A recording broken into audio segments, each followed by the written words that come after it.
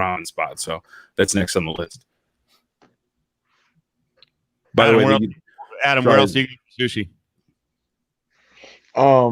There's a lot of spots. I never remember the names of all the places. What's the one right at Arville and Spring Mountain?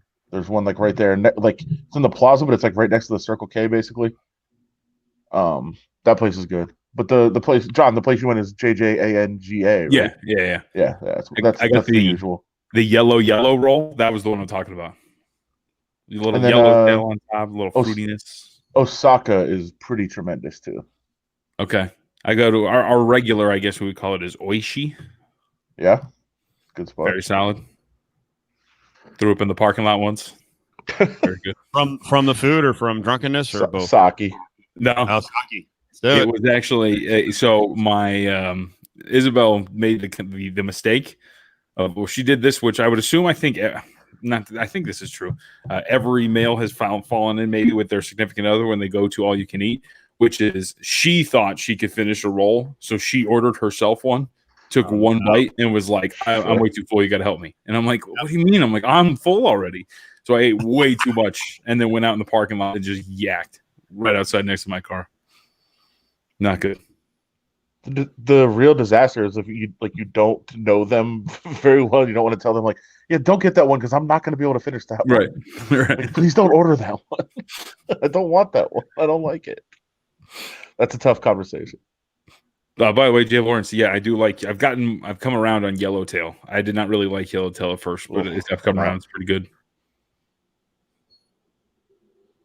I'm definitely out. Yeah, like the basic. I recommended Sushi. And Adam, you and I went there one time. It's at Decatur and Twain, and I think Sandman came with us. But that actually, they had a really good all-you-could-drink special. It's had again Decatur and Twain across from. One of the Michoacans, Benito Michoacan. Mm-hmm. Okay. Yeah. And then I think the best one is actually on the east side. There's a lot of good ones, all you can eat sushi, because John went tonight with his wife. But I think the best one's on the east side, over by Sand Hill and Flamingo near the Blue Ox. There's an LVAC and a Smith's in the shopping center. And that one's called Sushi Hero. And it's really good. It's very laid back, but it's good. There's I think there's multiple locations because I think that's the one that they have one on Southeastern, which I go to. Really? Yeah, I believe so. Maybe I don't have it's to go. Hiro Hiro, right? No. Oh, no. Okay. Hero. I go to. I think it's Sushi Hero Hiro, which is really good. Oh yeah, Mark just said that Sushi Hero. Yeah. Not that. No, that's there. You go. How do you say it? Well, I did a gyro. Yeah. General comment. I agree. Adam, your hat, bro. LOL. Great. Cameron, not in on the sushi conversation. Just a hello, boys. Wait, you did a reception, wedding dinner reception at Raw Sushi on the Strip. Raw $500. That's not right. Come on, really? Raw is fine, but it's incredibly overrated. Well, but for a wedding, if was it $500? Good. $500 a piece or 20 total for $500? That'd be good. Yeah, that's really good actually. Like 25 a person. If my late night math is correct.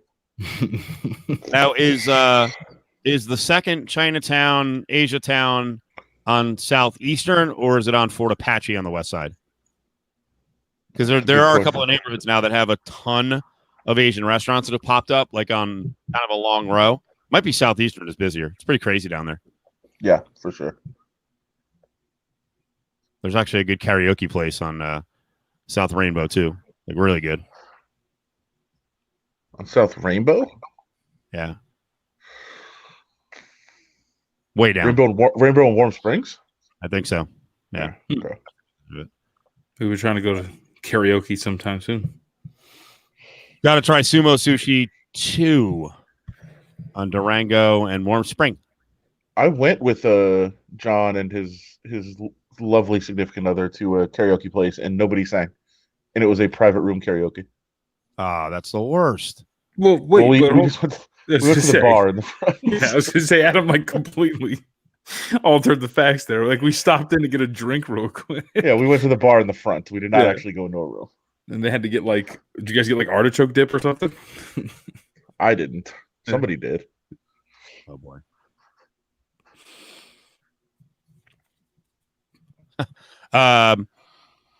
Before we get into the news of the night, Lakers, also the bars opening at midnight on Sunday.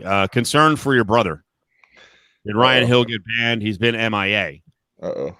He wasn't here last night. I didn't notice. I apologize. I should notice things like that. Was he blocked? No. Okay. There's other. I've been looking into blocking others. Okay. It's just been enough, I think, for the rest of our viewers. It's gotten ugly too many times. Yeah. Oh boy. A lot of FUs. That happens. Yeah. It's been ugly. Sports Guy 06, one of our regulars on all social media. 48, never had sushi. What? We could try it. Really That's not surprising because if there's a lot of, do you like fish? There are a lot of people who don't like fish and they won't try sushi. I actually, you know, it's funny. I really didn't like a whole lot of fish, and sushi got me onto it, and now I've widened my horizons on fish. I'm not a big shellfish guy. I can deal with it in sushi, but this at this late age, of course, yes. No, actually, I'm never. I'm not a Coke guy, so Never? I will say I have what's it called, Steve? I still don't like fish. Len Bias. That was it. True. Done. Yeah. John, I'm with you.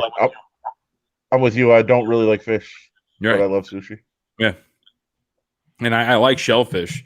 So, John, so it didn't attract you when I told you Sushi Hero has like fish shoulder? Like cooked No. fish. Well, I honestly, my first thought was It's goddamn good.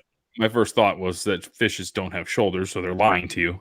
Yeah. That was actually the first thing that I thought. But then the second thing was like, I don't want that. These are genetically hopped up fish. Like, They actually grow shoulders. Can you? I mean, I can't even. Not even eating it. I would never even consider that. But when somebody orders like a full fish at Yeah. a table, I'm just out. dude, yeah. Like there's some like Michoacan, like that one down on Decatur and like whatever that is, Warm Springs or Twain. You know, you can, I don't know if it's at the other ones, but you can order that full on fish, man. Just the giant pescado, and they just put it boom right down on your plate. Sounds gross. I can't. And it has like with the eye in it and everything. Oh God. The eye's good. Eat the eye. No God. Remember Melvin Ingram on Hard Knocks? I'm not eating the eye. I remember that. When I was a kid, we went up to Utah. We were fishing. My dad like taught me to gut a fish, and like I caught a fish, gut it, cleaned it. But then like for breakfast the next day, they like put it in like the scrambled eggs, and they were like, "All right, somebody's got the eye in their scrambled egg. This is going to be a lot of fun. Like if you get it, it's good luck." And I'm like, "That sounds terrifying. I'm not going to eat this." And just like an eye pops up in the middle of my eggs, like that sounds disgusting. Yeah, Ari says Steve knows all about the whitefish with the eyeballs. And someone followed it up with, does Ari like sushi as much as cheeseburgers? Ari doesn't like cheeseburgers. If you put American cheese on it, it's not even a cheeseburger. A clown. Before we do this, because we will lay into him again, because he said he doesn't eat cheeseburgers, and then he sort of said in the background he's being nice. He's like, it's my background, and I just kept annihilating him, and then on the drive home, I'm like, he is more strict Jewish than the lady who lives with me. I'm like, relax. Like I was, if people are listening, they're like, dude, he said it comes from his religious background. Calm down. Wait, well, no, I'm ignorant to this. Do the Jews not eat cheese? It's about meat and cheese together, right? Like I don't know either. Yes. Really? Yes. I'm learning something new every day. Yes. So you can have like a lasagna with a meat sauce and cheese in it? No, not really. Technically, no, I don't think. Oh man, my thing with Ari wasn't that so much not eating a cheeseburger. It was twofold. One, the weird guess at like, well, provolone? Do you put provolone on it? I'm like, what the fuck? Like, who puts provolone on their burger? First off, and then the other part, of course, is that he would eat his burger well done. Like that's that's terrible. There's like 7 or maybe even more different kind of cheeses that I will absolutely go with on a cheeseburger that I love. Oh, I mean, cheddar obviously is like the main one, But like a Swiss, I'll go blue cheese, like a bacon and blue cheese burger is Dude, tremendous. I'll rip a cheese stick in half, like a string cheese, and put it on top of a burger before Mozzarella? before I put solid. before You I go put like provolone you on could it. throw like a spaghetti sauce and mozzarella on a burger. Right. Yeah, provolone is like the only one I wouldn't go with. Well, and what irritated me even more was like, where the fuck did you hear that? Like, who were you talking to? It's like, yeah, like myself a good provolone cheeseburger. Like, where did you hear this? Well, you're right though. It's not even like he wasn't even actually like emphatically saying it. He was like asking. Right. Like, he said, "What kind of cheese would you throw on there?" He's like, "Provolone." Like for that one, I'm amazed that provolone's the first guess, not like just cheddar. like provolone is such a weird cheese to guess. I don't even know what provolone is used for. I like to use provolone. I like to use smoked provolone for my roast beef sandwiches that I make at home. Okay, all right, that'll make some sense. There's also non-smoked prov, which is pretty good too. NSP? Yeah. Does anybody call it that? I don't think so. Sometimes when I order it at the deli, they laugh at me. I'm like, what up, bro? Let me get a pound of your prov. And they go, NSP or SP? What does this say? Ari on cheeseburgers from someone who is not so much an expert. We can't mix the blood of animal with the mother's milk. The fuck? That sounds terrifying. And with Steve's picture. Why is it? Not to be laughed at. That is generally the philosophy with kosher. So you kind of you're mixing the product with the creator. Right, but it just seems so doomsday. I mean, why can't we just be like, well, let's not put cheese and meat together? I mean, think about Jews are not down with swine. I mean, there's a whole philosophy there. So, the cloven hoof. Ari says, my religion is confusing. So yeah, I mean, all religions have like weird rules and stuff. Like, obviously, I don't believe in any, and I don't think anybody should. But it's more here's a rule: don't mix cheese with meat. Not thou shalt not mix the mother's milk with the carcass of the what. Why is that be so gloomy about it? I always wonder about the origins of things, like almost everything, and so I always wonder about like for that, for example, the first time, like when someone's like, whoa, I don't feel like this is a good idea, man. You shouldn't mix that cheese with that meat right there. I'm like, maybe we should do that. Yeah, but it's really good. Yeah. It's like, well, maybe that won't be part of the religion. And he's like, yeah. And the guy's like, you know what? That's actually a really good idea. We're gonna stop doing this as a people. It just doesn't make sense. Mother's milk, blood. Come on. I understand the rule. I just don't, Jay Lawrence. I'm just saying I think we can write it a little more clearly. Well, we could say it a little more clearly. I think Ari didn't want to embarrass us as we were slaughtering him. And here's the thing: if you've never had a cheeseburger or you've never looked into a cheeseburger, going back to what you were saying like 4 minutes ago, why would he know what cheese? Are we all decided on the right cheese for a cheeseburger? Wasn't he ever bet with anybody at a restaurant? But yeah, that's my thing. Like just provolone is such an odd cheese to go to.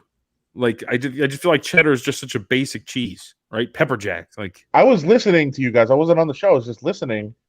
And as you were discussing that, I had like 11 cheeses run through my mind. Provolone wasn't one. Right. Even a Swiss makes more sense. Of course it does. I love Swiss on a burger. Even if it's mixing the mother's milk with the carcass. No, it's okay. So if I realize this correctly, you can have tacos for Roberto's because cheese on chicken is acceptable, correct? Is that right? Because if it's, don't boil calf in mother's milk, like cheese, chicken. Yeah, milk doesn't come from chicken. Right.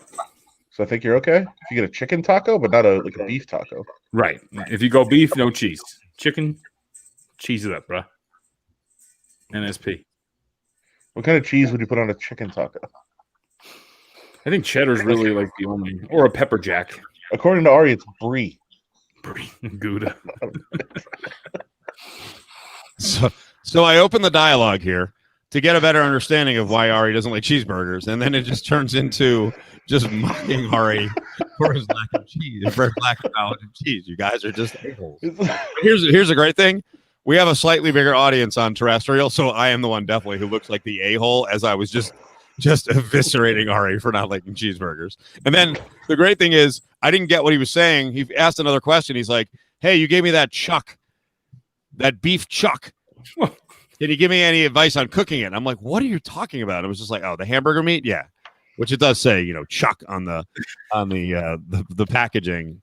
And then we ran out of time. But I mean, I think my only advice was, what does it matter? You're just going to burn it anyway and ruin it. I think you said you turned it into a hockey puck. I would also say I think the best way to cook a burger, right, is don't you just bring milk to a boil and put the meat in there? Just boiled meat.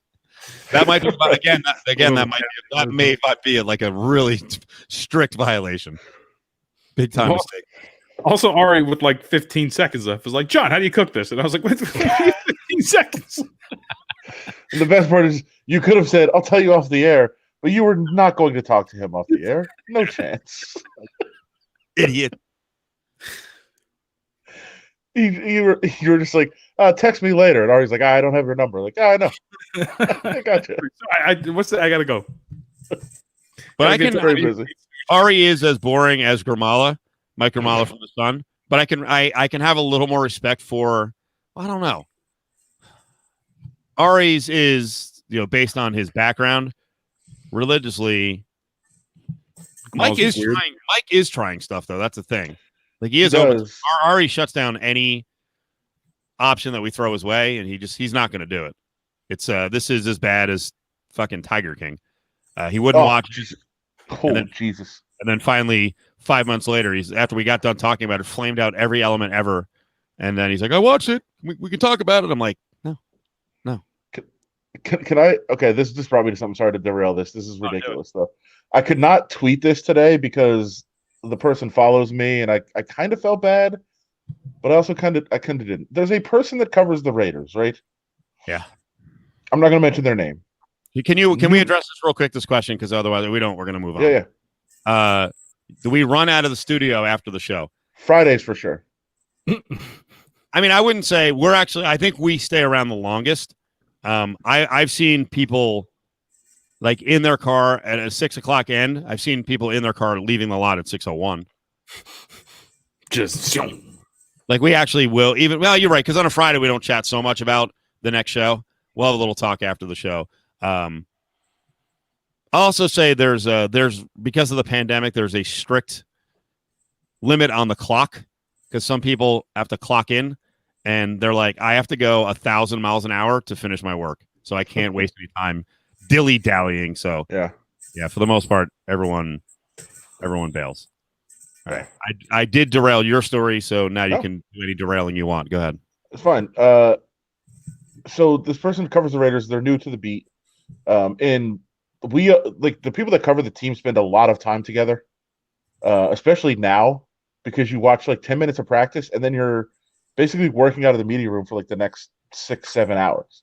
And it's like a very small group that's in there that actually covers the team on a daily basis. So one of the people that covers the team has had to listen to myself and two others that are longtime people on the beat. I'll say Paul Gutierrez and Vic Tafer.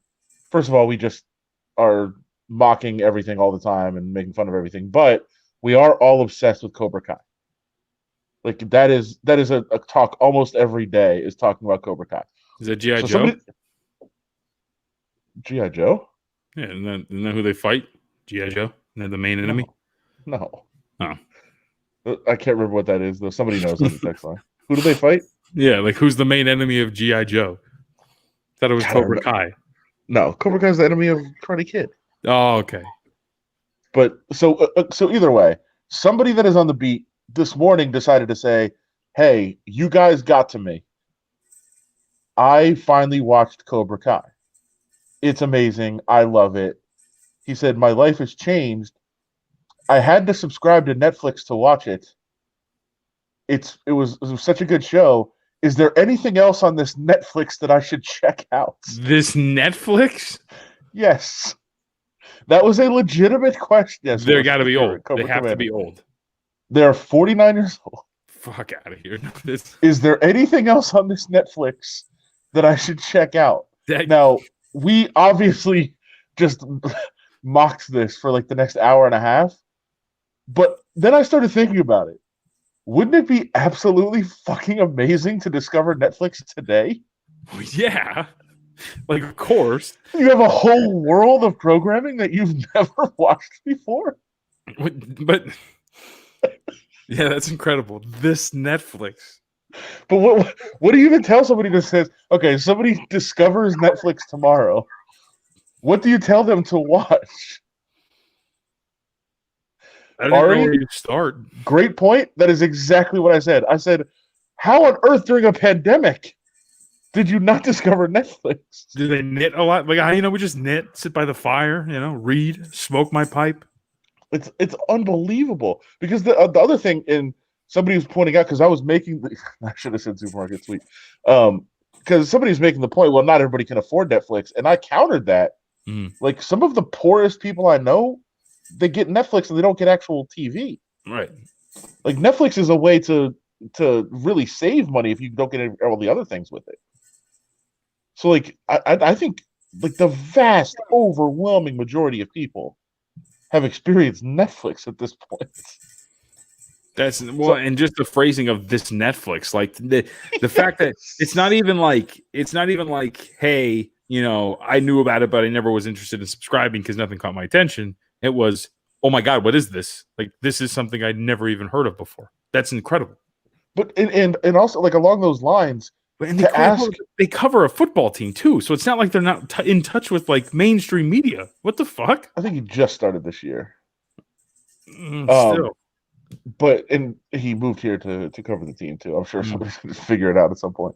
But like, to ask, is there anything else I should watch on this Netflix? Right. First of all, this Netflix is funny. But to ask that, have you like never even heard of people talking about things that are on Netflix? Right. Like, wouldn't you have heard of like, oh, you can get Netflix and watch Tiger King, or you can get Netflix and watch, one of the many documentaries they've had on there. Making a Murderer is incredible. Like, all these things. At some point, you would have heard about some of these shows, and then you would sign up for Netflix and be like, okay, I'm going to start watching this now. Also, like, just start scrolling, bro. Like, that's a good point. Like, if you watch Cobra Kai, like, you can clearly see there's a lot of choices. Like, why don't you? It's the most user-friendly interface, like, of all time. Right. You start scrolling around and click on something. I've talked about my dad here before. That my dad is like technologically clueless. Yeah. Like, clueless. I think he had a flip phone until like 6 months ago. He could not figure out how to pair his Bluetooth to his radio. He actually started driving Uber and didn't know how to use a GPS. Like, oh boy, my dad has no idea about technology. He's had Netflix for a long time. That's my point. That's so ridiculous. But I'm jealous though. I wish that I discovered Netflix today. I wish. It would be a whole new world. That'd be scary though. Like, I've been distracted. There's been times where you catch a good show and you're like, I just got this. If you watch a couple minutes when you're not supposed to or whatever, like, that could be dangerous. Discovering all that at once. It's a crazy power to have. By the way, I do, CJ Cards fan, I have a DVD like somewhere in this dresser right here. It's an old Netflix DVD that I just like never sent back. I think it's like The Brothers Bloom or some shit. I don't know what it is, but but it's an old DVD, yeah. Believe me, we were making those jokes too. Of like, are you gonna send the Cobra Kai DVD back in the mail? Yeah. To this person? Yeah, I remember when I got my first job actually, because that's when that shit started going down. Like, that was getting really popular. They had GameFly, and it was Netflix, but for games, you just send it in back and forth. And it was when I got my first job, my dad's like, "That's what you're spending your money on," and I'm like, "Yeah, that's what I'm spending my." And then I got slapped in the face. That was dope. What percentage of people do you think have not discovered it in America? Netflix? Yeah. But so I'm talking about not discovered. Like, that man sounded like he had never even heard of it. So, like, 49 years old. That, like, do I know this person, right? Probably. I mean, you might not have ever met him. Okay, then it's not the person because we actually had someone 49 on the show recently, which by the way I was actually surprised that the person is 49. But when you said 49, I was like, really? That person doesn't know about Netflix. What are you talking about, Paul? No, it was actually Vic Tafer. Oh no, Vic and Paul. No, Vic was wasn't there today, but yeah. Okay. So yeah, same age, different 49. person, but yeah. There's only like 10 of you that are there, like I 15, know. and like 12 are from the paper. Yeah, dude, that's nuts. Now that I'm thinking about it too, like my mom, like I've logged my mom into the VSiN app so she can watch me, I think 37 times. And like for some reason she just doesn't understand like how to open it and do all that stuff. She knows how to open up Netflix and use it on her smart television. Like You're right. That's insane. You're right, Miller J. Vegas. Miller J. Vegas says finished Cobra Kai this morning. Sweet crap, it's amazing. And it what's funny about Cobra Kai? Well, it's interesting that a lot of people who are curmudgeon-y and piss and moan and ruin TV shows that you like, I really haven't heard those people crap on it because they're a fucking lock to hate everything that you hype up. I think they're not watching it. Okay. Do we have the report from one Mitch Moss? I'm sure he'll hate it. He's a television snoot. Yep. He really is. He's kind of turned into a snob about everything, really. Dude, that was the best part about Taylor Byrne moving to the Czech Republic. I didn't have to hear about cinematography and all that other bullshit that he pretends to care about. Those two could do a podcast on just ruining TV shows. Right? They would lead the way on, I don't know for a fact that they hate everything. I thought I was going to quit my job. Every show that's hot, they're like, sucks. All right. When True Detective first came out, like I thought I was going to quit my job. Like the most popular thing was to hate True Detective on HBO. The thing is, everyone loved season 1. Right. It was brilliant, and season 2 was such a freaking letdown. But still, season 2. I mean, I don't mind people expressing their opinions, but like when they get to a point where it just gets vicious, you're like, just shut up. Then you didn't like it. All right. I'm sort of with Left Coast Mike on this one. Season 3 Cobra Kai will be fire. I wish it stayed on YouTube because I guess he's saying I was in a way or whatever. In a way, was in the no club. I kind of felt that way too. Like I made a lot of effort. This is a ridiculous statement, but I did make an effort to go and watch it, and then like no one else had watched it. And you tell people, and like, you're missing this amazing thing. But it shows how freaking.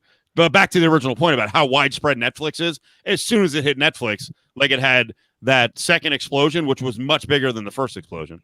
But I like being in the original club. Dude, we talk about this all the time.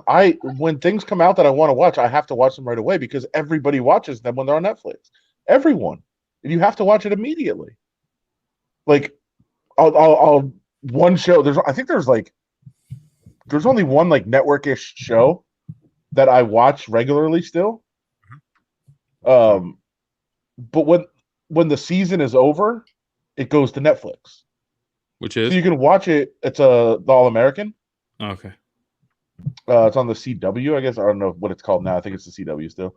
But I watch it, like I record it every week and watch it only because once it gets to Netflix, like everyone talks about it and gives away everything that happens. So you have to like be ahead of the curve. So like when Cobra Kai hit Netflix, I'd watched a lot of it, but I watched it immediately, like the first day, because I didn't want all these people spoiling it. And by the way, that's what this guy did. I almost called him a jackass. I didn't mean that. He's a very nice guy. That's what he did today. Because John, have you watched Cobra Kai yet?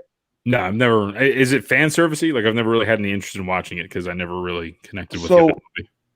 So like the last episode is all about like this really dramatic incident, and there, it's a whole episode about this. It leads up, but then they take the last like 3 seconds after all this like drama and craziness and sadness and give like a massive teaser for the third season. Right?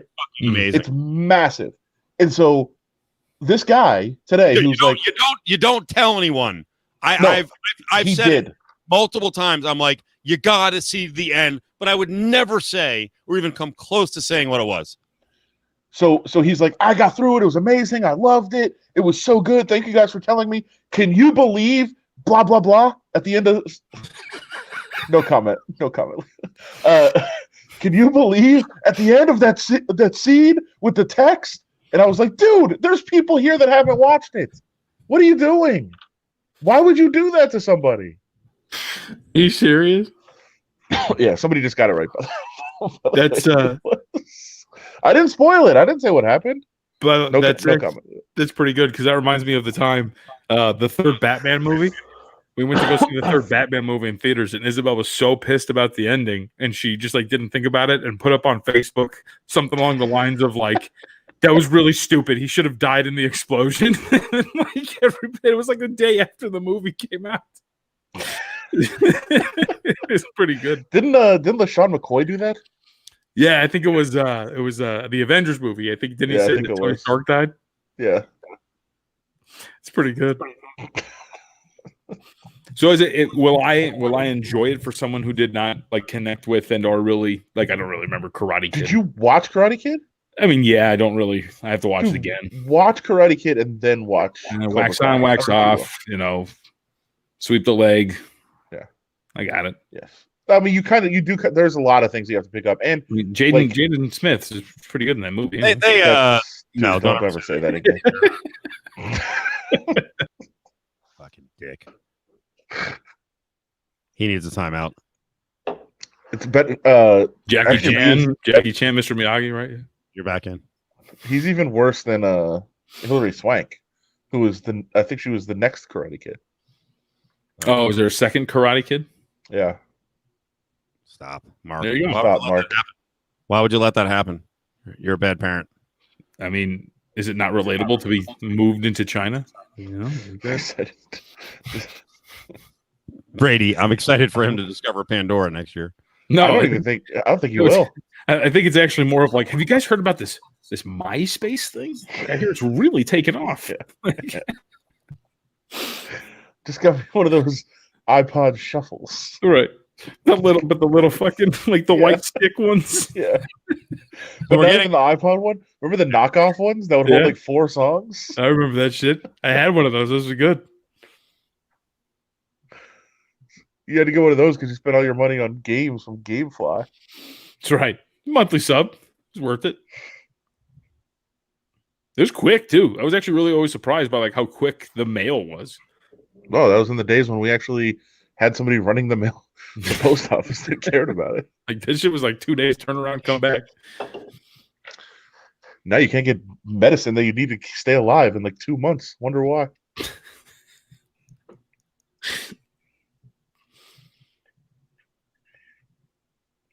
Steve looked like he was trying to change the subject to something. No, I wasn't. I was asking a question. I was going to go back to the chat room. I don't get all the old comments. It kind of runs out. But I saw Jim Gemma in, and he was asking about the Raiders game on Monday night and how many media people will get credentialed. You know, it's funny. I was actually supposed to get a rundown tonight. I actually asked around to some of the PR people today what the final number is going to be of who's allowed in. And the response was, "Don't worry, you're in." And I was like, "Well, I'm not caring about me. I'm just saying like how many people are going to be there." I was kind of interested in almost, you know, maybe even writing for a story of how many press will be allowed in. It's a pretty big press box, but the problem they have, obviously, they have to distance people, and they can only use half the press box because half the press box will be coaches and staffers who aren't supposed to go anywhere near the media people that are up there. In order to try to distance and not have to contact trace and that sort of thing. Brady, I didn't say who. What? Brady alleges the person will not be able to go to the game because he doesn't know how to access his email.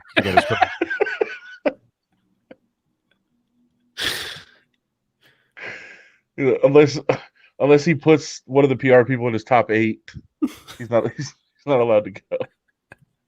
By the way, who decides song on his homepage? Good. I just made a MySpace joke. You saying who decides who goes? Who decides who goes? The team or the head of the media crew? The team. I mean, I think everybody has to put in their credentials. And believe me, I would imagine it was somewhat smooth with us. There was some angry people and some people that were not thrilled with the list. But I know that there were some other media outlets where people were, you know, I wish I could call people out. I know there was people that have never in their life covered football or sports or anything from different media outlets that were like, "Hey, I need a credential." No, not happening. Nice. Sorry, if you host a morning show on a local TV show and you've never talked about sports there. Jason Feinberg has never covered sports? That was not who I was talking about. It was another network. Another network who doesn't even cover sports. So like, Trisha, hey, Trisha Kane wanted to go to the game? Yeah. I'm not saying anybody in particular. These games? Just name names. Right. I don't know. I don't know the exact person. I'm just saying I overheard someone from Channel 13. I overheard somebody who was like, "Hey, we need to get this person and this person and this person in," and I was like, "No, not happening." Of course, Amber will be in. She's been covering. I mean, yeah, she's been covering the team all off season. What about me? You think I'll get in? I'll play tonight. I know one national celeb who's trying to get in, who doesn't know if they're getting in yet. Mr. Kazarian. I do it. Interesting. Raiders at home on the 4th of October. Will I be able to get in? Have you applied for the game on the 4th? I mean, I think it's season. Oh, really? Yeah, I think so. Wow. Okay. Well, I can't go week to week, so. I mean, I would assume too that this week or this year, Adam, of all years, with COVID, all that kind of stuff, it'd be pretty stringent to get in anyway, right? Yeah, you have to distance. Even at the scrimmage, we had to sit like 3 seats apart. You have to test week of the game, like start testing on a Tuesday? The games are different. I don't think you have to test every day. I think you just have to test once and then get a test before the game. I think is how they're going to do it. Yeah. But there is like tiers of media. So like the people that cover daily is tier 2. Right. Do the players and coaches are tier 1. Media that covers every day is tier 2, and that's like you test every day for that. And I think those people are all in. And then there's like a selection from outside of those tiers. Okay. Yeah, tier 1, coaches and players. Tier 2, daily media.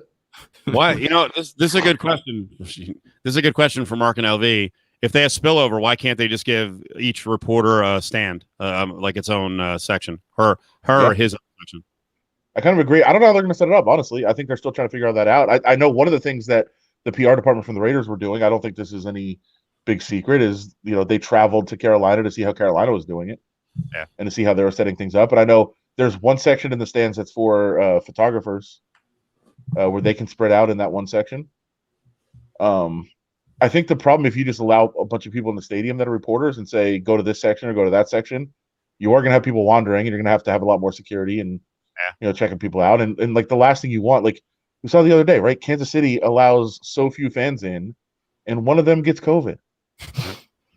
So like, who knows who they were around? I mean, they're trying to contact trace as much as possible, but that's what you want to avoid. You don't want to have one person come in and say like, all right, yeah, everybody from the newspaper can come in and everybody from wherever can come in and all these people can come in. And then you've got 500 people in there and somebody gets it. And then you have to start contact tracing everybody and trying to figure it out. And then all of a sudden the season is shut down because, you had people that just wanted to be there, that just wanted to post an Instagram photo or something. Yep, they were fighting in Cleveland last night, the fans. That's not good distancing. This would never happen with the media. They're not the first time the luxury boxes get used, it's by some media dunk. Yeah, not happening. No way. I mean, one could make the argument that the press box is somewhat luxurious. It is really nice. I do like it. It's really high, but it's really nice. And I would say the reporters that are there need outlets and Wi-Fi and table space to write. That's what my thought was for putting them in the stands. Putting them in the stands is not really going to work. I mean, you can put ones there that aren't working, but then if they're not working, then why are they there? Right.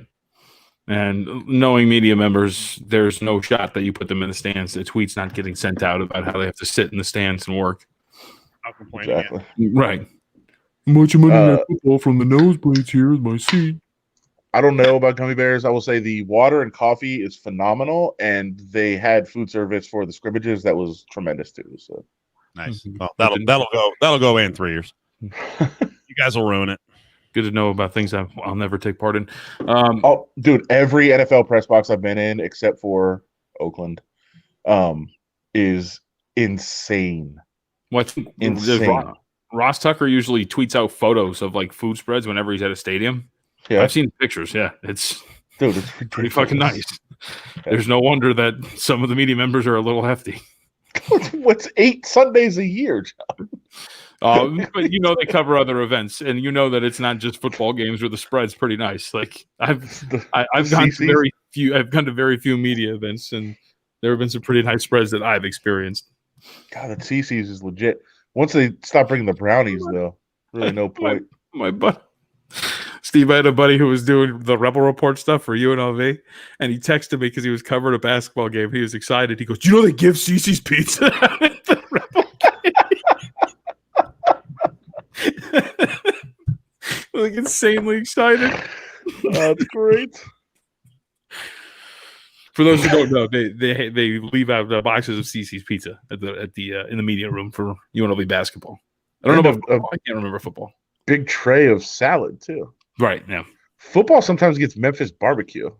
Yeah, I remember football every once in a while. Like obviously the budget's a little bit better for the football because every once in a while in the press box the football spread's pretty good.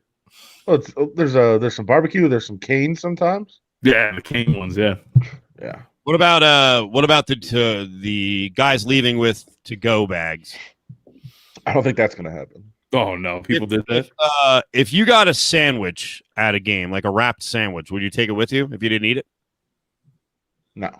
Did you take it? Well, here's a question: did you take it just to take it home, or did you take it, ate half of it, and were like, "I'm full. I'll take this home"? Are you asking me if I've done that? Well, it's just the scenario that you're giving to me here. Like, well, I'll answer as if I've done that. Yes, I've done that. Wait, which one? It wouldn't be grab an extra sandwich. The Canes is the exact point. They bring out Canes at the football game, at the UNLV football game, like while I'm working. So I would grab I think it's a Canes box. Yeah, it's in a box. I would grab it, have like a couple of bites, and then at the end, I will actually just take it in the car and eat the rest on the way home because I don't want to waste food. Yeah, no, that's fine. I guess someone could be like, "He took an extra box." Like, no, I'm literally. There's a couple of media people that cover UNLV. I'll say media people who I think that might be like their only meal of the week. I think they do end up taking some of the food. Yeah. I like to picture Steve stocking the sidelines with a box of like semi-warm Blazing Canes, like in his coat pockets. I leave it the sauce. I leave it upstairs. Let me tell you, everyone knows who goes to games, and this chat room might have zero people who've ever gone to a UNLV game, but those first couple of games are kind of ridiculous from the heat standpoint. So, dude, you're not walking around the field with a Canes box. So, you are because it's heating it up. You're cooking it out on the field. Yeah, it's cooking. Yeah, a cold bottle of water is a long shot. Not anymore, though. Not anymore. Wow, we'll see if they come back and how the schedule works out because UNLV probably has am I right? I'm not talking about testing and money, but UNLV will have the biggest challenge trying to mesh a football schedule in at the Raider Stadium. What do you mean? First 12, their first 12 dates get turned down. Right. I mean, but isn't it theirs?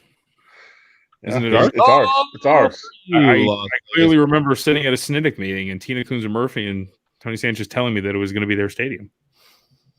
Yeah. UNLV's going to play Tuesday, Thursday, Wednesday. In the same week. Just come all out, bro. Just knock them all out, boys. Tuesday, Thursday, the following Monday, Wednesday. 4 games in 8 days.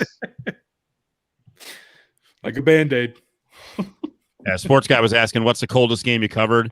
Again, I only did the sidelines for a couple of years, so I actually got really lucky. The football team didn't travel to anywhere brutal. At least they didn't travel to somewhere brutal like at the wrong time. It's been pretty good for most games. I'm trying to think. There was a they get whooped in Laramie last year. The super. What's that? When they got whooped in Laramie last year, it wasn't cold. It got a little bit cold, but I mean, cold, dude. For Wyoming that late in the season, it was still like 53 degrees with some wind. Now the worst weather was Arkansas State. It rained the whole game. So, but it was warm. It was warm. Basketball, there's been obviously the game's not outside, so it doesn't matter. But basketball, there's been a couple of. Did I fall? I'm trying to think if I fell. I did fall down. Did you fall down into the pit? Did you roll? No, I fell. What pit? Oh, the pit? No. New Mexico. That's no joke. Yeah, because I showed you my pregame food, that fucking giant potato, like with barbecue meat on it. And which you washed down with a coffee and creamer? I washed down with a coffee, which is so dangerous on game day because it's not like, hey, I'll just go back and take a giant dump. Like, no, the game's like an hour later. So it's all brewing, and I'm trying to run up and down that stupid ramp at the pit. No, I actually fell. I fell twice this last year. That's how old I'm getting. I fell twice. I fell in front of someone, and then I fell on my own.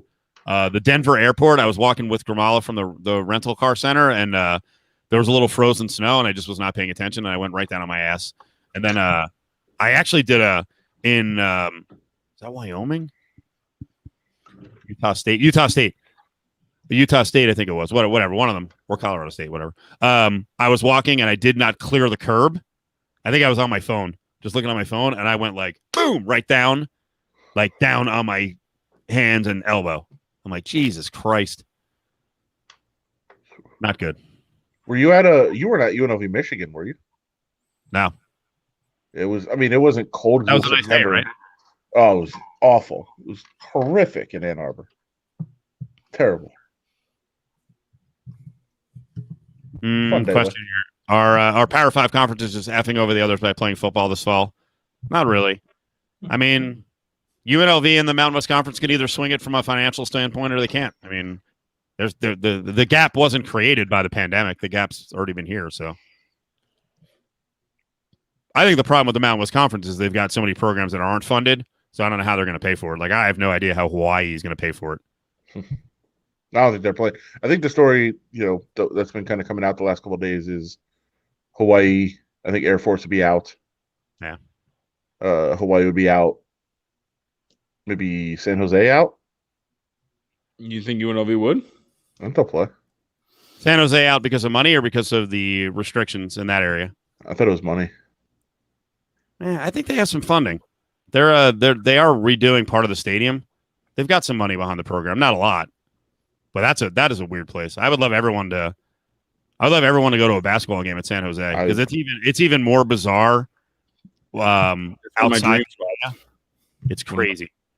I love that campus and I love that city. I love it. Everything about it. It's great. Yeah, it's one of my dream spots to walk upon the Spartans. I mean, that's hallowed ground. Inside is nuts. Inside essentially is what's going on with football right now. Brandon Clark used to play there. Got to be there. That's the amazing thing. You sit there and watch the court, and you're like, a top 10 NBA draft pick was playing here for 2 years. He's so awesome. He was just like wasting away there. It's incredible. John, let me know if you ever want to go to a San Jose State basketball game. I'll be so in. I really do. But like, that is low key such an incredible story. Like, when Brandon Clark got there and how good he was for a while and where he is now. Just like, he played at San Jose State.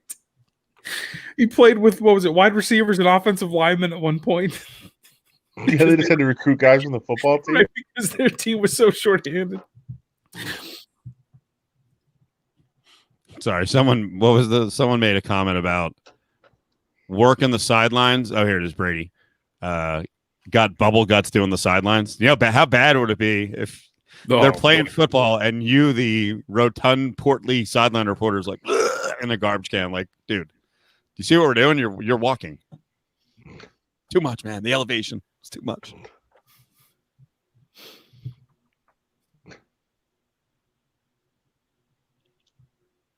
So I was looking at the last couple comments.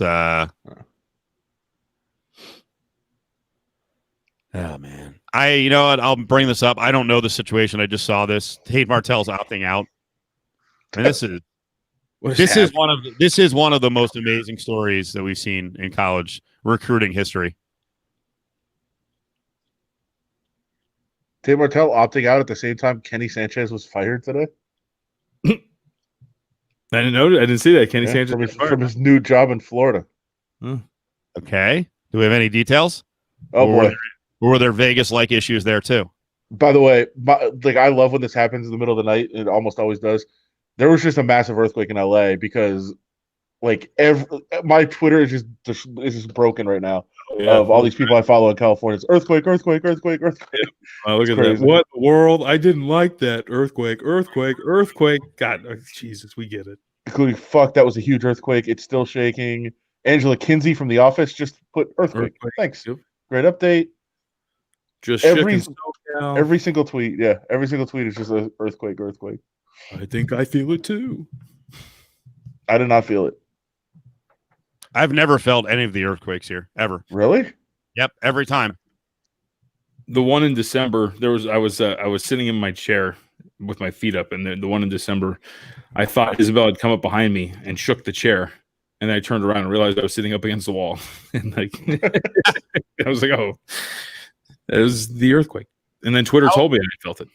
How mad would some media members get if on their simple earthquake tweets I just answered good with my American flag avatar, or like good, you deserve it. I'm tweeting it out right now too. Sense of humor, or would they go ape shit? I think the second one. Where's 3-year Letterman to do it? He's got the bit. I may unfollow some people tonight. Because they tweeted about the earthquake? Yeah. Who is this? Do I well, they follow me. Earthquake. Right. When you go to unfollow someone, do you take into consideration the follow back, and you're like, well, there must have been a reason I followed them, and 100%. That was nice of them to follow back. What if you really dislike the person? Do you pause for a second? Because I've done that. I'm like, wait, what do I do here? How about this scenario? There was a person who I had followed for some reason. They were in the sports gambling space, whatever, but I found that their information was lackluster and I did not care. But I was also relatively irritated that they did not follow me back. So I unfollowed them, even though we had met several times. They now follow me and I refuse to follow them back. That's right. I have some people that I thought I was following because I have them on lists, because I have so many lists on my tweet deck, and I follow so many more people that I'm actually following. And I don't want to follow them because then they'll notice that I'm not following them. Yeah. Very scientific. I'm sure that feel like a jerk. Sure the chat room cares. But I get it. What's more fun to talk about? The earthquake that everybody just got felt, or social media? Or we can go back to media rooms. That's fun too. Steve wants to talk UFC too. I think going in the media room for the average person would be fascinating from the setting, but it's the behavior of the rest of the media. Of course. The first time I got to go in one, it was incredible. I thought it was nuts. Yep. Like when you're a young media person, you're like, this is the coolest thing ever. And then after a while, you're like, my God, this is in many ways the scourge of the earth. Oh, yeah. The first time I was like, holy crap, I get to just grab one of these soda cans and oh my God, they have the same ice as Sonic. Like, that's incredible. Now I'm all jaded and bitter, and during the Mountain West Conference tournament, I walk in and I'm like, they're giving us Thanksgiving food right now? Like, what the fuck? It's February. You are jaded. 4.8 in San Gabriel for anybody that cares. Is that a lot? Not really, but I mean, it's pretty good size, and it's a pretty populated area. So I can't go fast enough with the filling in all the tweets. Live tweeting an earthquake. I like how people are feeling stupid now because now everybody's retweeting the Quake bot saying that felt a lot bigger than 4.8. Like, no, you and just everybody else had to tweet out that you experienced an earthquake, and I feel stupid because you realize it wasn't that big. Well, I think it's also it depends where it is. I mean, if it's real close to you, then it's going to feel larger. And this seems like it was in a pretty populated area where, they could actually feel it, and it would feel larger than it would be if it was way out in like the middle of nowhere. Pretty good rumble. Maybe it'll shake up the fires. I don't think that is how it works. Do we want the fire shaken? Will that help them go out? I feel like that would help them rage. Maybe.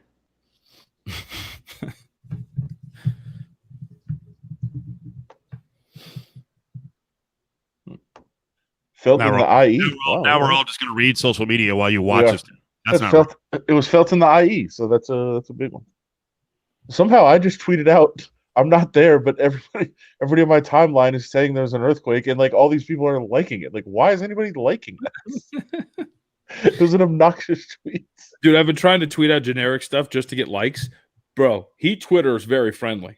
I garnered some really good karma the last few days on Heat Twitter. That was good. Just tweeting positive things about Jimmy Butler and Eric Spoelstra. Got a ton of likes. Hard not. I mean, yeah. Pretty good. I'm going to tweet out just really generic positive stuff and get like really good interaction on my social media. That's the plan. You're going to be Magic Johnson? Yeah, tomorrow I'm going to tweet out like a picture of my coffee. Be like, bright and early. Got to get it on a Saturday. So to answer this question, Kenny Sanchez was not in Las Vegas. He was in Florida. I think he's referencing, I said that he had the same problems that he had in Vegas. Oh, gotcha. I actually heard a really good rumor today about what happened to Kenny Sanchez in Florida, but I don't think we could discuss that as a public forum. I don't really think we do. Some allegedlys, huh? There's there were a lot of crazy rumors here. Sure, yeah. And this was not along those. This is not along those lines. It was apparently of some just out of control behavior in a very, very like chill chain restaurant. Applebee's? Like the same thing, but not Applebee's. Chili's? Yes. Oh, it's got to be a Chili's. That's so good. Flipping out at a Chili's? Yeah. These fajitas are fucking awful. Like just freaking out, throwing stuff around the restaurant. Okay. I said based on my timeline, there was an earthquake, and somebody said, "What timeline do you have?" I'm like, "What Twitter?" Dude, people get aggressive over the weirdest things. What? Like, what? It's quotes. What timeline do you have? It's my Twitter timeline. You fucking sheep. Steve, what did you want to talk about the UFC, by the way? Like, I don't even know where to start, man. I feel, well, first of all, I just feel like the main event tomorrow is a fight that you couldn't, like, in Vince McMahon's wildest dreams, I don't think you could put that fight together. And I'll say this. We've cut back a lot on our UFC coverage at the newspaper. I had a meeting the other day where I was like, I get it, but I have to write the story about this fight. Like, I have to. And I actually sat down with Dana White and Colby Covington, my first actual sit-down, like, live interview since March, I believe, to write the story. And Tyron Woodley was supposed to, and he decided not to. If anybody saw his media this week, he was pretty subdued. But I wrote the story, and then like all these people at the RJ were like, "Oh my god, this is crazy." I was like, "Yeah," and it's not like the UFC booked it because of that. They booked it because it's a legitimate fight. But the fact that you have in this time, like 6 weeks out from an election, where the country is divided, you have a Black Lives Matter organizer from Ferguson, Missouri, fighting a MAGA wearing, basically a Trump rally come to life in Colby Covington. Yeah. Like, you can't get a better storyline than that. I'm not a fight promoter. I'm not worth whatever, $300 million. I don't live up the hill from where I am and own a cul-de-sac, but I don't understand this fight booking and the timing. Why? Because it's gotten no coverage. It's been totally swallowed up. Sure. Because now everything is going on like I don't know, if there's still going to be this stuff still going on no matter who wins the election. Like, wait until February. Like, really get some attention out of it. I've seen no coverage of it in the mainstream media because this is something I talked about and you talked about probably a year ago. And I know that like the timing didn't work out. Yeah, this is absolute wrestling scenario. But does anyone know about it? Like, John, did you know about that? I mean, you follow it somewhat closely. It's Colby Covington and Tyron Woodley. And yeah, I mean, Covington's playing his fake MAGA guy, and Woodley's like real life Black Lives Matter. He was at the center of it with Michael Brown and Ferguson, and the fight has just been buried in the midst of football season. I don't get it. I knew about Covington's support. I didn't realize Woodley's whole background. So I knew about what Covington always brought to the table because he's been pretty outspoken about it for a while, right? Like, yeah. That. Steve, do you? I'm stupid. I can send it to you. Did you watch Tyron Woodley's press conference yesterday, Steve? No, I didn't watch it. I know he did. He just say Black Lives Matter over and over again. Did he actually answer anything? I was gonna send it to you. He basically rephrased every question into it. Sound's coming on. Sorry. But yeah, I have it. Would you like me to look it up? I can do that. I'm sending it to you. I'm sending the link right now. No, I meant on my end to get the video. Yeah, I got it. Okay. Send it over. You should have it. By the way, I would also say too, Steve, because you asked the question, I feel like if you do it in February, it doesn't carry the weight because the election's over, right? Like this is why it makes it really interesting. It's because it's before. It's that what's the stupid trend where it's like Alabama and LSU or whoever they're playing the year of the election and whoever wins, usually the President's League. There's a trend for what I'm talking about, right? No, it's isn't it it's the Redskins, right? It's there it is, yeah. The Redskins' final home game. Sorry, the football team's final home game before the election usually determines who the winner is. There it is, yeah. But I feel like in February it doesn't carry the same way. I get that. No, if Trump wins, actually it doesn't matter if Trump wins or loses. And right after January 20th, you don't think there's still going to be heat in February? By the way, what if law enforcement agencies across the country are using fucking heat rays on protesters? Which we didn't get into this week. The LA talks about using the heat ray or wanting to use the heat ray to clear the park so President Trump could walk across and hold up his Bible. We're now going to use heat rays. Which, by the way, people in the military are like, yeah, we have them, but we decided with our enemies, it was just too inhumane. Like, what? Well, aren't anti-Americans the enemies? So I don't see the problem here. Exactly. Roll them out. No, the promotion, which is not fake, it's one of the greatest things that UFC has ever had because while Covington is fake, he does play out the bit and he does get a lot of people to bite on it. And this is 100% real for Woodley. Like, this is no joke. And now you've got people who, dislike push for black rights and they turn BLM into a terrorist organization. I thought I saw today, and I'll punch it up.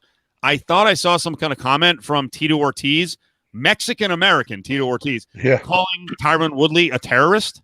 Who's running for city council, by the way, Tito Ortiz, because Colby Covington referred to Tyron Woodley as a terrorist sympathizer, which preview ahead to my story, he says some pretty inflammatory shit. In fact, we had to run my story a little behind the scenes by our lawyers. Good. Because of the crazy fucking shit Colby Covington said about Tyron Woodley to me in our sit-down interview yesterday. And I wrote it, and I got a call. They said, he said this? And I was like, yeah. And they took a bunch of it out, so the most inflammatory stuff is not there, but there's still plenty that is. And, I'll look at him. I think I have him on my computer, actually. But, yeah, Colby Covington called Tyron Woodley a terrorist sympathizer because he believes Black Lives Matter is a terrorist organization, which he told me. And Tito Ortiz said yes. First of all, the sympathizer thing is not in this comment right here. It just says terrorist ass. All lives matter. No, Colby. I think Colby said terrorist sympathizer in this comment, right? And then Tito Ortiz responded, he's a terrorist. I believe is what happened. The dueling hats as well. Keep America great. And what was the other one? Make racists catch the fade again. Yeah, there he is. Yeah, great. So I did. By the way, Colby Covington will back down so quickly too. So I got it. I should actually just send you the audio from our interview. You should. I'm going to play it, but I'll listen to it. So as we're sitting there, I did actually. I do have the audio. We're sitting down, and he starts mocking the media and saying it's all fake news, blah blah blah, whatever. And he's like, they're not even real journalists that cover this. It's a bunch of fucking idiots, blah blah. And I was like, well, I am. And then he goes, yeah, you're good. You're really good. And I was like, okay, you're not gonna carry this through. So fucking typical. It's so good. You were on Zoom or No. I said this is the first sit down wow, in person interview I've had since March. wow, Adam, Yeah. Adam stepping up. Yeah. I don't know why he would back down. He would beat your ass, but And then, by the way, how awesome would it be if you actually got into it and you're like, well, I'm a real journalist, and you tried to pull, you get in his face or stand up, and he like breaks his hand on your fucking giant head and is out of the fight. I was going to ask you when you do an interview like this, and this guy's doing his bit and starts doing the fake media shit, like how do you separate being a journalist, which your job is to sit there and not get emotional, not buy into the troll, but this is really important for you, Adam. How do you sit there and avoid getting emotional? I think it's because I'm focused so much on what I'm going to ask next and trying to listen to what he says to follow up and what to say. Because so you kind of have to keep that out of it. I will say my last question to him, and God damn, I wish Tyron Woodley would have spoke before it because he spoke today on his own podcast, and I wish I would have had it. But Tyron Woodley said that Colby Covington has been a cultural appropriator for so long. For the backstory of this, I don't know how many people know that Colby Covington was actually John Jones' roommate in college. They were roommates in college, and now Colby Covington has said a lot of shit about him in the meantime. But Tyron Woodley said when Colby Covington walked into the gym, he was such a fanboy that he was like trying to then kind of act black and become black because he was hanging around all these black dudes. And he's like, I think I have footage somewhere of Colby coming in and trying to do the nay-nay. Oh my God. So and now he's seen this thing. So, but my last question to Colby, and I definitely softballed it because I didn't think it was going to be anywhere. I was just going for quotes. I wasn't going for something to play on, TV or radio or anything like that. But I said, what do you tell people that are like, this is just fucking fake? Like, this is so fake. Like, what is this guy even doing? And his response was, you can look back on my career, and I wasn't like this, and I admit that. He's like, but I was so scared that they would just cut me for, saying, if I was all outspoken and they would just cut me and release me and I needed a job. And he's like, I realized that wasn't going to happen. And I was like, all right, I can be myself. And he's like, now, do I walk around like this every day? No. Okay. He's like, I turn it up to an 11 when I'm doing interviews, when cameras are on, but it is me. So he's kind of playing both sides of the fence in a way. But listen, he's been to the White House several times. He's hung around the Trump family. Donald Trump Jr.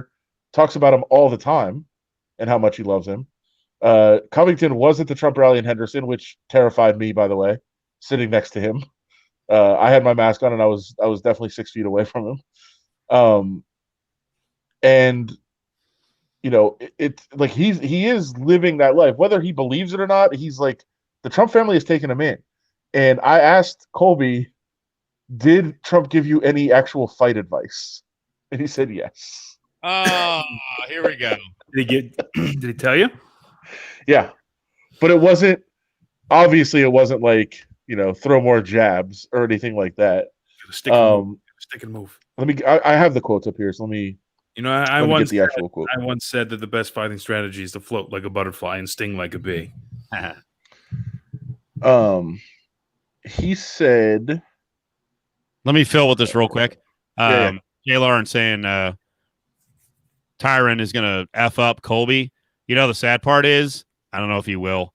I think Woodley's kind of hit that cliff, and he's falling really fast. A couple of years ago, he might have effed him up, but man, I would be shocked to see a guy the level of Woodley with his wrestling be taken down and freaking smothered and, get the human blanket treatment. But at this age, maybe it happens, which God almighty, that would suck. Colby said, my president told me to go fight hard for everything I stand for. Fight for America, fight for the troops, fight for all the men and women of law enforcement who put their lives on the line, and go fight for the 2 deputies in L.A. who were shot by a coward animal. Fight for David Dorn, the officer who lost his life in St. Louis. Yeah. I don't believe Trump told him this. Right?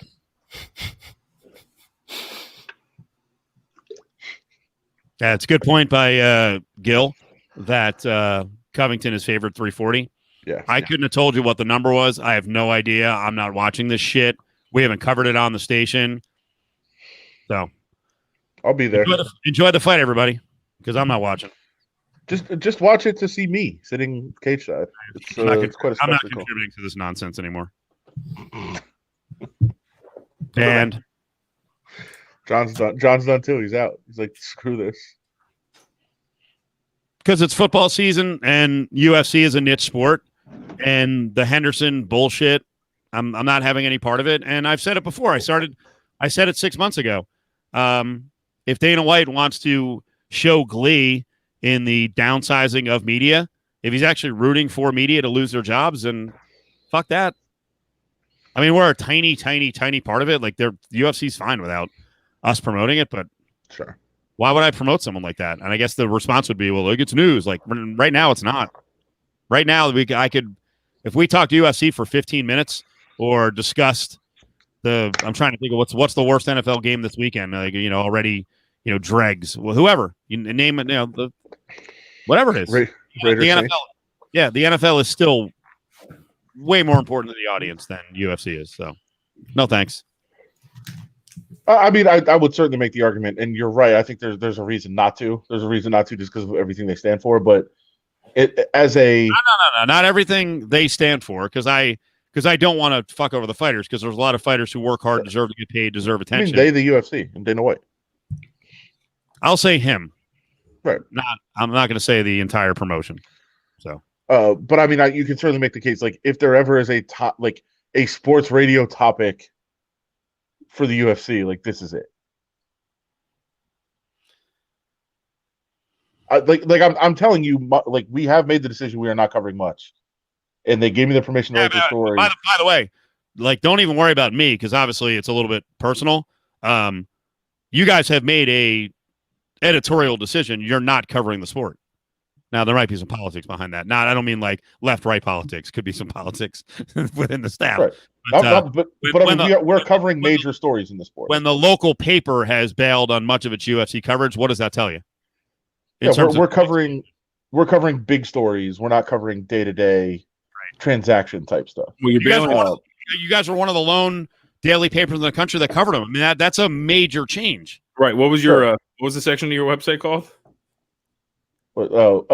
Cage Writer? No, that was Steve's. Yeah. Covering the Cage was ours. Covering the Cage. Right.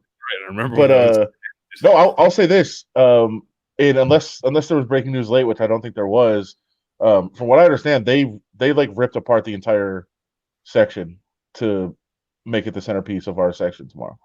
Oh, really? Yeah. Well, that is a good interview. I mean, it's fascinating, and hopefully it gets attention. Maybe you might have a good hookup now to bring UFC back. I don't know if they like UFC, but I know Pro Football Talk likes you, because they did it again. They pulled another clip from your story. They did? Stories. Yeah, another Raider story. Yeah, different one. Oh, they keep doing it. Wait, so by the way, Adam, what was the one early in the week? What was the one early in the week where they quoted you and you're like, "This is not. I didn't say this." Do you remember what it was? I was just saying they cited me, and I was like, "Yes, 7 of us put out the same tweet because we were all on the same Zoom call. Why did they pick mine? Doesn't make any sense." A for Adam. It was like according to Adam Hill of the Las Vegas Review Journal, blah blah blah blah blah. And I was like, no, according to every single person that covers the team that was on the Zoom call. According to Adam Hill, Las Vegas Review Journal, the Raiders wear black. Yes. I don't know. What is this? Fox 5 dropped talent last night. Shame. Yeah, bunch of layoffs at Fox 5 tonight. Oh, really? Yeah. I saw that the biggest sports talk radio guy in Atlanta, after like 20 plus years, they freaking blew him out. That's a guy named John Kincaid who's done a lot of national. He's really good. Steak Shapiro, who's a kind of a legend in Atlanta, started up sports radio. He's out. So I never heard of him. Well, I guess if they've ever said anything negative about the UFC, then and Dana White knows who they are. He's like, yes, yeah. Fuck. I don't want to. I told you, fuck those guys. I don't want to do like a abbreviated list and leave some people out, but I believe a couple of names I saw were Christine Medella, I believe, is out, who's a really good reporter over there, and Rachel Smith, I believe, is out also. What? She's like the anchor of their entertainment coverage. Yeah, I think there was a bunch of them. I know they're owned by a corporation nationwide. I think that lost a lot of employees. A couple hundred. That's not good.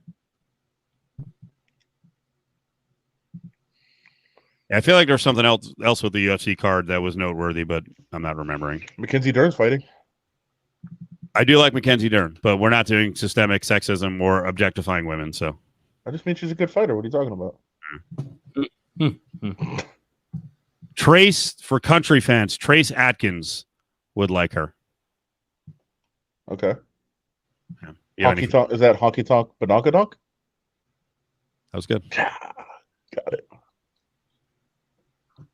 I just narrowed that down because of what Mackenzie Dern is known for. Yeah, Maria Silva too.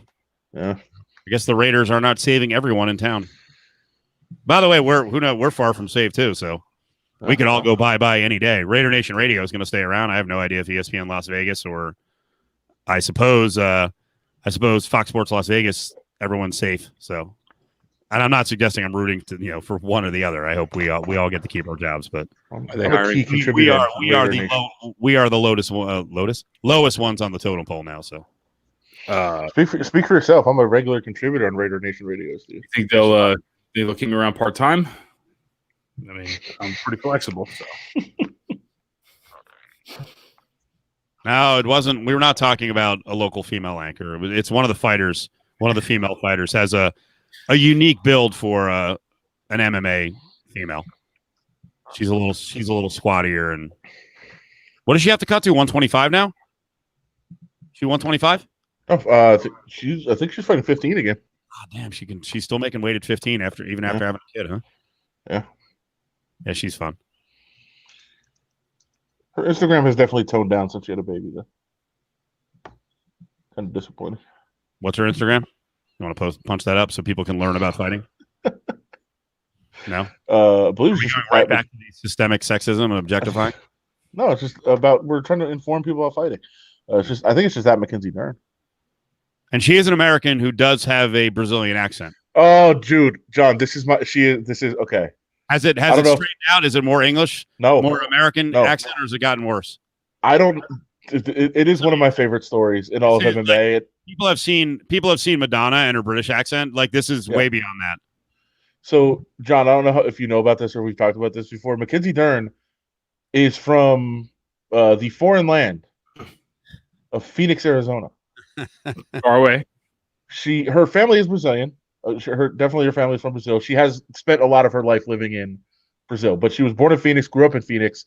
If you watch, she's actually one of the most successful jiu-jitsu competitors to ever enter the UFC. Like multi-time national champion, world champion. She's all these titles. She's incredible on the ground in jiu-jitsu. But if you watch interviews like when she was 13 and like winning a world title, she sounds like a girl from Phoenix. She's like, yeah, I'm just so happy to be here, but whatever. I mean, you're like, oh yeah, normal girl from Phoenix. As she has continued to progress in the UFC, she has got progressively more Brazilian in her accent to the point where a few fights ago, she wins the fight. She asks for a translator. Oh, that's right. That's right. Like, what? What are we doing?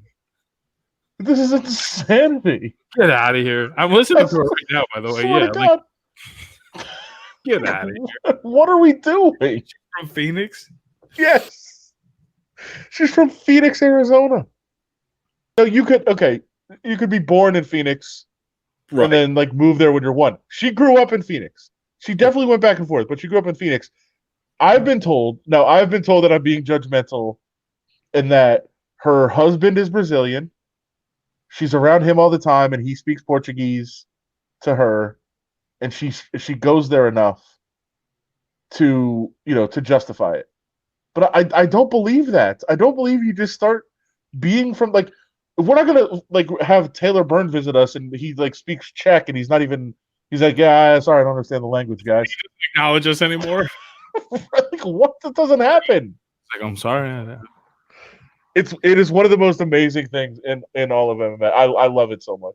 But on that point though, and Taylor, I haven't seen him. I missed him the last time, but like next time he comes back, like he's slowly going to have more of a Czechoslovakian accent, is he not? I don't think so. And Brady, yes, she does speak Portuguese. She's fluent in Portuguese. Yes, her family is Brazilian, but she was born in Phoenix. Absolutely. And if you watch, like I'm saying, when she's 12 or 13, she absolutely speaks perfect Arizona English. Arizona English. And she actually asked for a translator. And like, I don't know if it's a character, if she's trying to come across as Brazilian. They're all doing characters now. Yeah, I don't know what it is. It's very weird. I mean, I when I was taking all my trips out to the AC, as we call it out there, I came back. Join the mafia. I did, and I called it Woodard. What? That's a stereotype. Everyone in New Jersey is not in the mafia. That's a stereotype. Yeah. Hey, John, I jumped over you. What'd you say? I just said I came back saying Woodard. That's a South Jersey thing. Yeah. The water. The water, and I came back complaining about all my bagels and my bread. Were you about to play a Mackenzie Dern video? Yeah, what was that picture? The top of her. Oh, you did. It was just a picture. Okay. I thought you guys saw it. Yeah, it was just a picture of her. It's nothing smutty, and it's not her keister. Disappointing. Yeah, that's it. I don't want to get banned again on Twitch, so I'm going to keep everything clean with the pictures. Good point. She doesn't have a pea cone, which hurt our growth when we weren't on Twitch for a week because we got banned. True, definitely. It was rough. Good comment here from Jesus. Rain. Eventually, Brady will have a pirate accent. He's calling audibles at the line. Aye. Shiver me timber. Where's me rum? Wow, man of 1,000 voices. Who knew? Adam Gans. He brings out another one. Tom Brady as a pirate. The pirate. The media. Is there a question? By the way, I said I and I meant arg. I'm the worst. Did you say I? I have to go to bed. I meant arg. I fucking suck. Jesus Christ. Oh man. No, I can't find it. Damn me. What are you trying to find?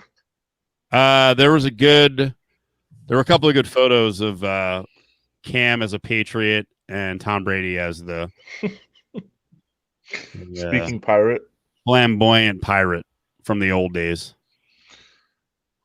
Is it Tom Brady saying, "What's the question?" Which, by the way, that was John. What do you think of that today? Which one? The stupid question or Tom Brady's response? Both. Hey, Explain to the audience what was happening. So obviously, people will probably know this, but Bruce Arians, of course, in the media criticizing Tom Brady and throwing him under the bus on, the second interception and saying he essentially needs to play better, criticizing him in the media. And so a reporter in media availability later in the week then asked Tom about it, but asked it in such a fanboyish way in which he was like, "Hey, Tom, you were with Belichick. You've experienced criticism like that before because it seems, people are saying that you haven't really experienced anything like that, but you have, right?" And Tom just goes, "What's the question?" Well, experiencing Bruce Arians criticizing you.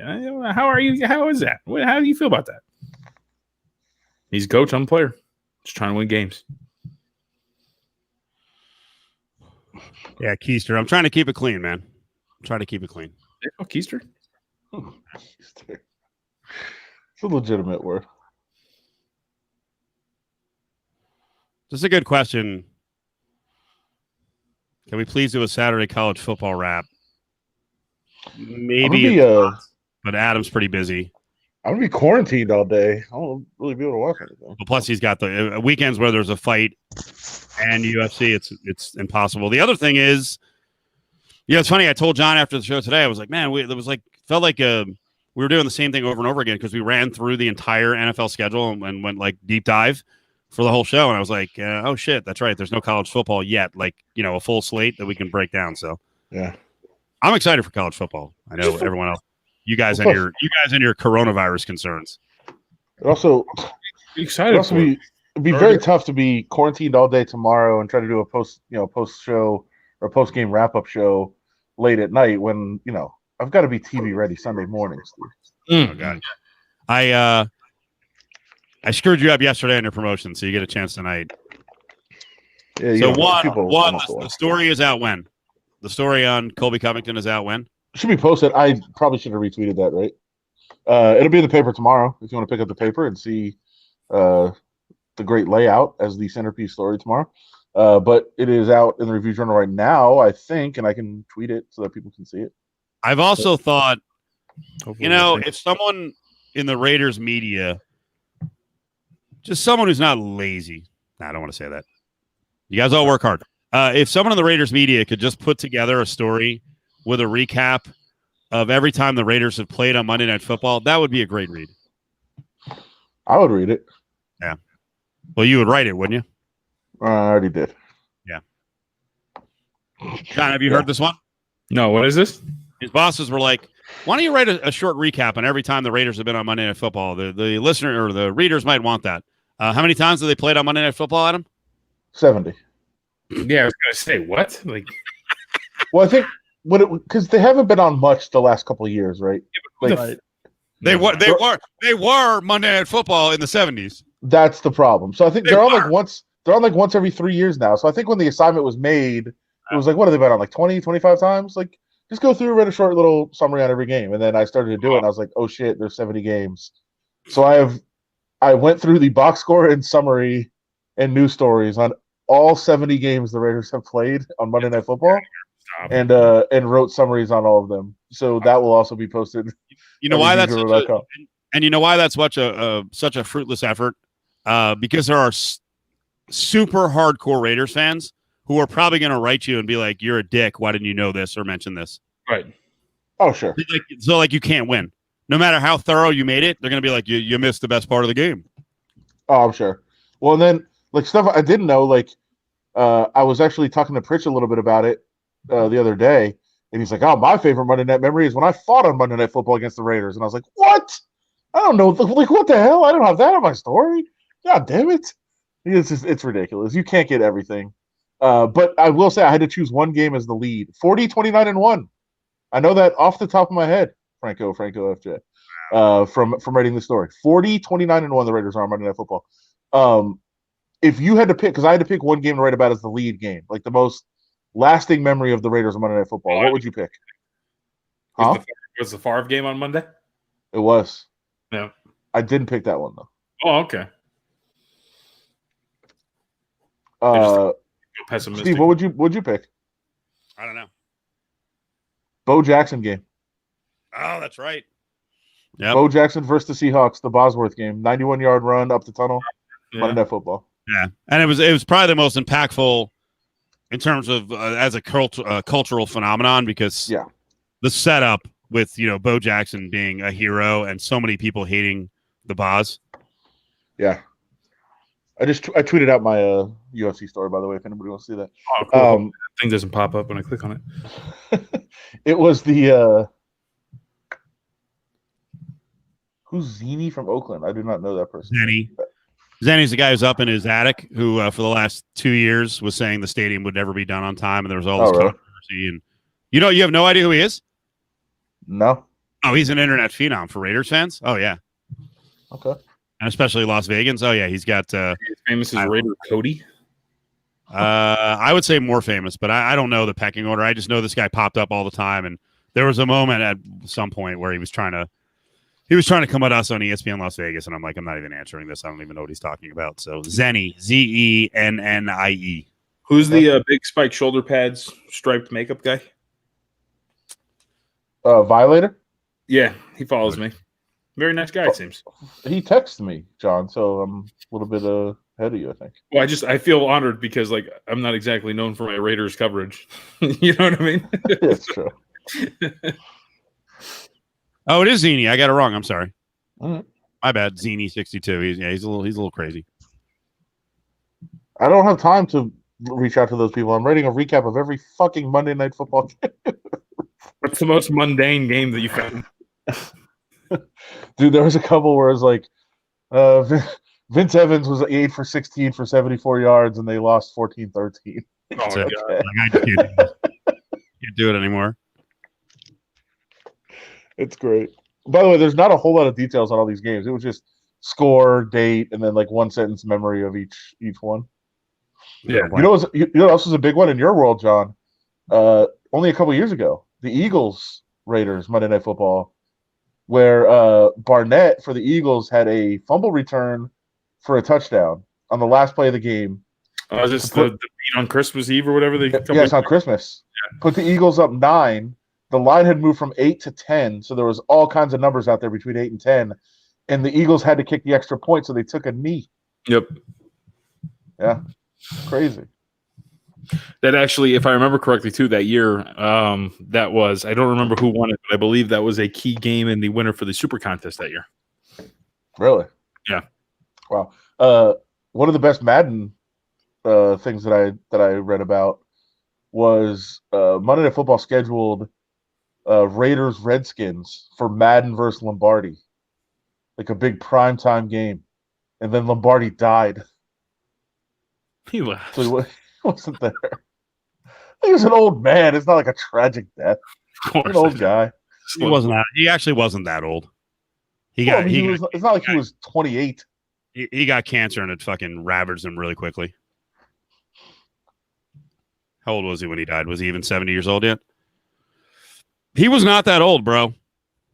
How old was he? 57. Back then, that was like 90. Back then. I had that wrong. He was 67. My bad. Okay. Good man. Like, he was barely older than me. He was 57. 67. Okay. That's still young, though. By the way, I don't know why I get annoyed by these things on Twitter, but I sent out that stupid tweet, not in Southern California, but my timeline. He was 57. I'm wrong. I did the math incorrectly. He was 1913 to 1970 he lived. Is that right? Do I have 57? Everyone else was 57? 57. Yeah. The only reason I care is that he's this is morbid, or I don't even know what it is. He's actually buried in the same cemetery as my grandparents. So really? Yeah, he actually got buried. He was a North Jersey guy, but I guess he bought a plot in Middletown, New Jersey. So he's actually on the other side of the cemetery from my grandparents. So only 57. But that's the thing. So who did you yell? Like, what'd you say? 57 was like it was like 90 back then. He was an old looking guy. Yeah, he was, man. The kind of a craggy face and just yelling all the time. And so anyway. I said earlier, I sent that super generic tweet about the earthquake. Yeah. And then somebody just responds, stick to your day job. Like, what the fuck does that even mean? Come on. God. It just never ends.